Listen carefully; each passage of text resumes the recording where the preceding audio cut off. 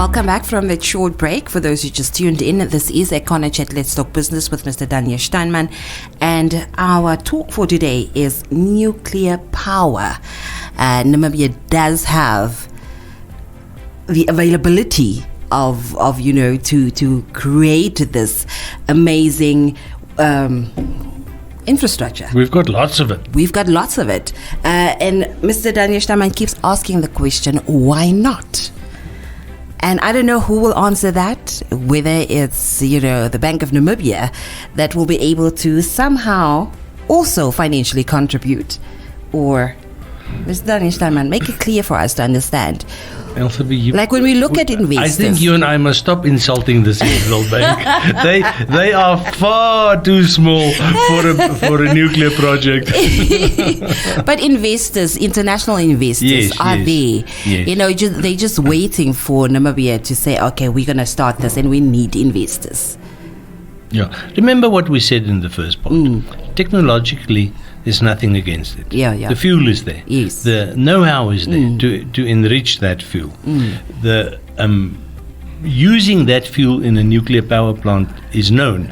But what you need is economies of scale. You need size does matter. Yes. There's a very definite threshold, and you can't go below that. Now, what has changed in the last 30 years, and this is why I was referring to Kuiberg, which is still old conventional technology, is that a number of new technologies have been developed, but they are still at the pioneer stage.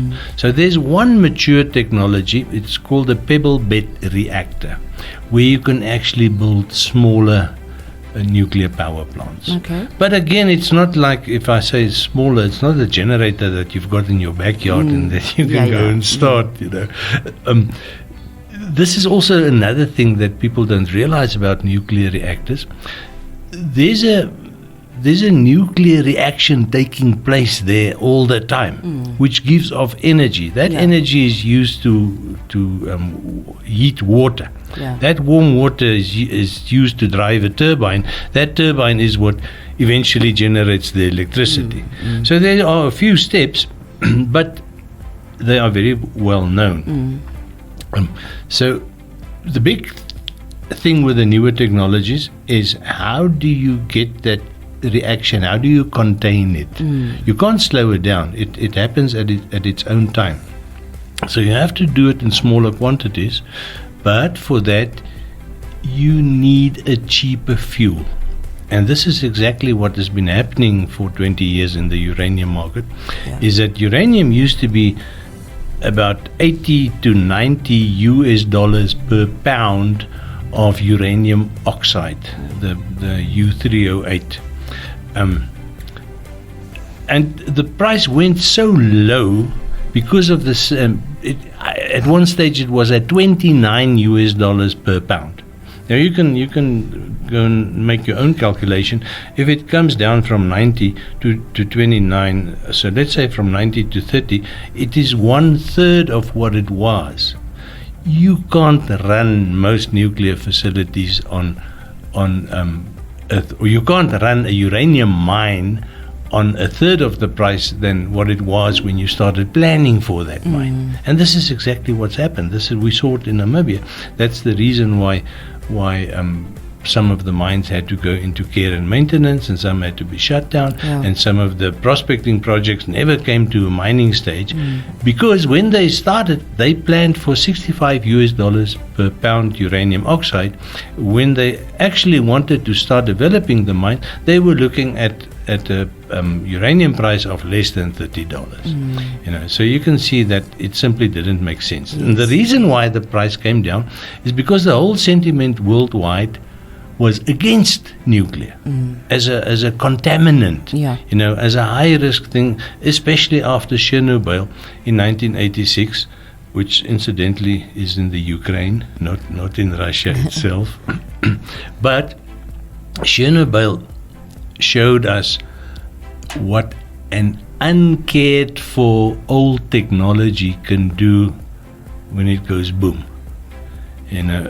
Because it wasn't foreseen. But so the old sentiment in all the markets where there are major nuclear facilities like Europe and the United States, China, Far Eastern markets, the ordinary people, the common man in the street, they developed a fear of nuclear. And this was blown up by green groups. And I'm using this as a description because I've got no other way. I don't want to be too derogative and call them triaggers. When you know. No, we know. People who care for the environment. There's nothing wrong with activists, that. But it swung the pendulum so that the sentiment became vastly negative on an existential level. And then something happened. Russia invaded the Ukraine 2 years ago. And